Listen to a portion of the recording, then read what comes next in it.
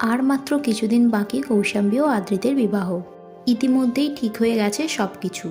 Caterer থেকে lodge সবই এবার বুকিং হয়ে গেল। তবে আপনারা কি জানেন কোন হোটেলে আদ্রিত ও কৌশাম্বীর বিবাহের আয়োজন করা হয়েছে? কৌশাম্বী ও আদ্রিতের বিবাহের আয়োজন করা হয়েছে রামরাজাতলার একটি বিখ্যাত হোটেলে, যে হোটেলে এক রাত্রের ভাড়া প্রায় 5 থেকে 7 লাখ টাকা।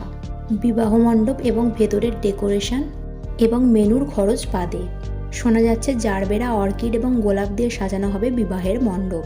আর আমাদের বর অর্থাৎ আদ্রিত রায় ঘোড়ায় নয় বরং থারে চেপে বিবাহ করতে যাবে কৌশাম্বী। গঙ্গার এপার অর্থাৎ কলকাতা থেকে সে বউ আনতে যাবে গঙ্গার ওপার অর্থাৎ হাওড়ায়।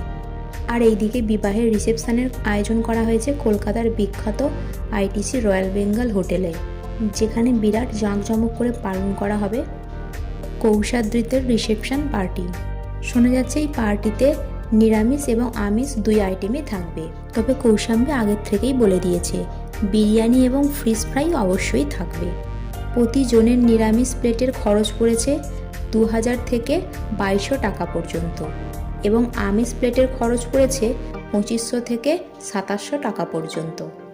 এক কথায় গোটা টলিপাড়া এখন মেতে উঠেছে আদ্রিত এবং কৌশাম্বীর বিয়ের সাজে। অপেক্ষা আর মাত্র কিছুদিন। সো বন্ধুরা, আদ্রিত এবং কৌশাম্বীকে একসঙ্গে দেখার জন্য আপনারা কতটা এক্সাইটেড নিচে কমেন্ট সেকশানে জানাতে ভুলবেন না। ভিডিওটি ভালো লেগে থাকলে লাইক এবং শেয়ার করবেন।